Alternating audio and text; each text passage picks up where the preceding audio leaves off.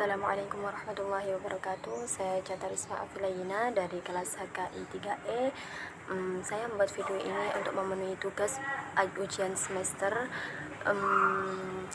yaitu tentang qawaid fiqhiyah. Qaidah yang pertama yaitu qaidah al-umuru bil maqasidiha, yang mempunyai arti segala sesuatu itu tergantung pada niatnya. Kemudian makna dari kaidah ini yaitu sesuatu perbuatan manusia mulai dari perkataan maupun tingkah laku, semua itu digantungkan kepada niatnya, karena sesuatu niat itu sangat penting untuk melihat bagaimana kualitas ataupun makna perbuatan seseorang. Apakah dia melakukan perbuatan tersebut niatnya semata-mata hanya untuk beribadah kepada Allah, atau semata-mata karena kebiasaannya saja.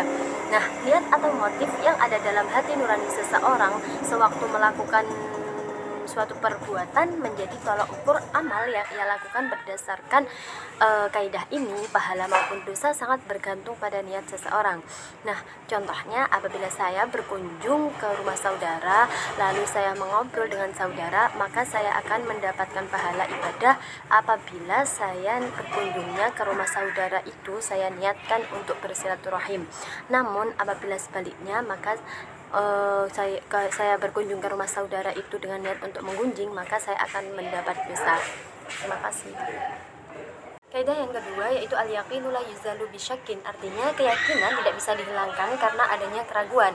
Makna dari kaidah ini yaitu semua hukum yang sudah berlandaskan pada suatu keyakinan itu tidak bisa dipengaruhi oleh adanya keraguan yang muncul kemudian. Nah, sebab rasa ragu yang merupakan unsur eksternal dan muncul setelah keyakinan tidak akan bisa menghilangkan hukum yakin yang telah ada sebelumnya. Dengan demikian tercapainya suatu kemantapan hati pada suatu objek yang telah dikerjakan, baik kemantapan hati itu sudah mencapai pada kadar ukuran pengetahuan yang mantap atau baru sekedar dugaan kuat, maka tidak dianggap suatu kemantapan hati yang disertai dengan keraguan pada saat pekerjaan itu dilaksanakan, sebab keadaan ini tidak bisa dimasukkan ke dalam kategori yakin. Contoh dari kaidah ini yaitu di bidang ubudiyah, itu ketika ada seseorang yang melakukan sholat, dia lupa 4 rakaat ataupun 3 rakaat. Nah, harusnya dia memilih yang 3 rakaat yang ia yakini, tetapi sebelum salam ia harus melakukan sujud sahwi. Ketiga yaitu al-masyaqqut tajlibut taisir, artinya kesulitan mendatangkan kemudahan. Makna dari kaidah ini yaitu apabila sesuatu hukum terdapat kesusahan ataupun kesulitan dalam penunaian dan pelaksanaannya, baik kepada badan, jiwa ataupun harta seseorang mukallaf, maka hukum itu diringankan sehingga tidak menyusahkan lagi. Keringanan tersebut dalam Islam dikenal dengan istilah rukhsah. Kesulitan menyebabkan adanya kemudahan, bahwa hukum-hukum yang dalam penerapannya menimbulkan kesulitan dan kesukaran bagi mukallaf, maka syariah meringankannya tanpa kesulitan dan kesukaran.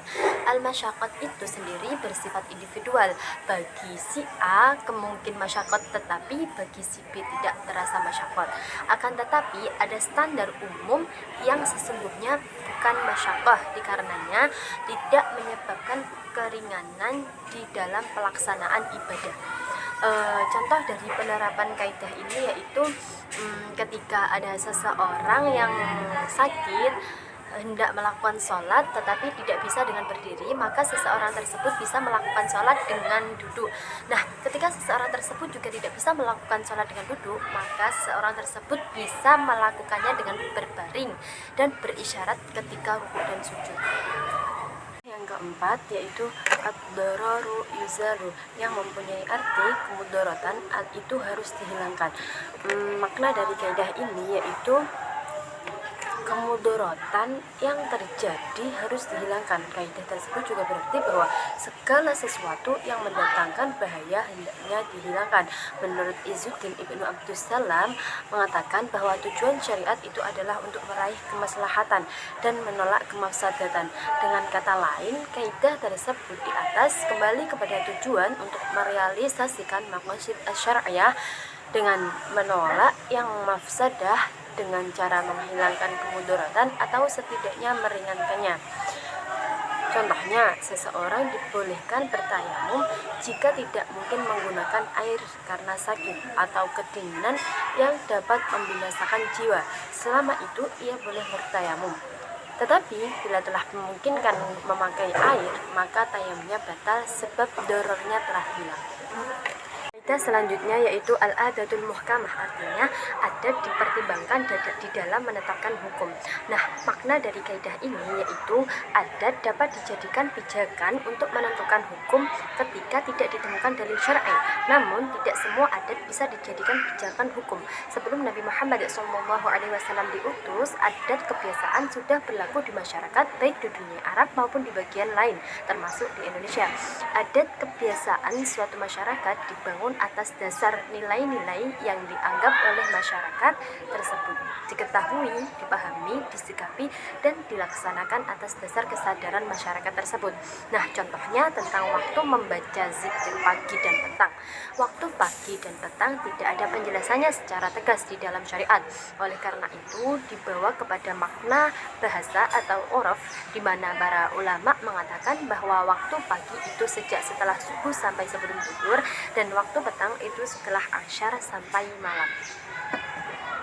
Kaidah keenam yaitu tasriful imami ala ra'iyati manudun bil maslahati, yang mempunyai makna yaitu tindakan pemimpin atau imam terhadap rakyatnya itu harus dikaitkan dengan kemaslahatan. Contohnya, pemimpin itu tidak dibenarkan mengangkat seseorang yang bukan ahlinya untuk suatu jabatan yang relevan, padahal masih ada orang yang lebih pantas. Kemudian yang ketujuh, kaidah yang ketujuh, al-hududu tasqutu bisyubhati, yang mempunyai arti hukuman had gugur karena syubhat. Contohnya, seorang laki-laki berzina dengan seorang wanita yang menurut anggapnya wanita tersebut adalah istri sahnya ataupun hamba sahayanya yang halal untuk disetubuhi, maka dalam hal ini laki-laki tersebut tidak bisa dikenakan had, karena dalam kejadian sang laki-laki tersebut melakukan beserta keyakinan halal walaupun pada kenyataannya wanita lain. Contoh yang lainnya yaitu dalam kasus meminum khamar. Untuk obat penyakit kronis, sebagian ulama membolehkan. Dengan itu hukum had tidak bisa ditegakkan karena hukum yang masih dalam khilafiyah ulama. Yang kedelapan yaitu al-ijtihad la yunqad bil ijtihad, yang mempunyai makna yaitu ijtihad itu tidak bisa digantikan, ijtihad itu tidak bisa dibatalkan dengan ijtihad yang lainnya. Contohnya, apabila ijtihad seseorang dalam menentukan arah kiblat berubah, maka ia harus berpegang pada ijtihad yang kedua tanpa merusak keabsahan sholat yang dilakukan dengan ijtihad yang pertama, meskipun perubahan ijtihad itu dalam satu sholat. Kemudian kaidah yang ke-9 yaitu kaidah ar-ridho bi asy'i ridho bima yatawalladu minhu, yang mempunyai makna rela dengan adanya sesuatu itu berarti rela dengan akibat yang akan ditimbulkannya. Contohnya, ketidakbatalan puasa karena air yang masuk ke tenggorokan ketika melakukan kesunahan berkumur dan menghirup air ke hidung saat berwudu tanpa berlebihan bagi orang yang sedang berpuasa, sebab masuknya air ke tenggorokan muncul dari berkumur dan menghirup air ke hidung yang hukumnya disunahkan. Kaidah yang ke-10 yaitu al-wilayatul khassah aqwa minal wilayatil ammah, yang mempunyai makna kaidah kekuasaan khusus itu lebih kuat daripada kekuasaan umum. Contoh penerapan kaidah yang pertama, camat lebih kuat kekuasaannya dalam wilayahnya daripada gubernur. Yang kedua, wali nasab lebih kuat kekuasaannya terhadap anaknya daripada lembaga peradilan agama, dan seterusnya. Kemudian kaidah yang ke-11 yaitu man istajala syai'an qabla awani uqiba bil hirmanihi, yang mempunyai arti barang siapa tergesa-gesa dengan sesuatu sebelum masanya, maka dia tidak akan mendapatkannya. Contohnya yaitu bila ahli waris itu membunuh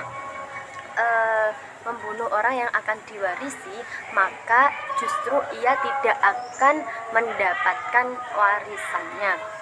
Kemudian kaidah yang ke-11 yaitu i'malu al-kalaman al-awwala min ihmalihi, kaidah ini mempunyai makna menerima satu pernyataan itu lebih utama daripada mengabaikannya.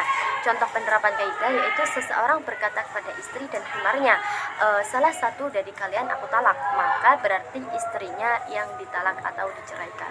Terima kasih, sekian dari saya.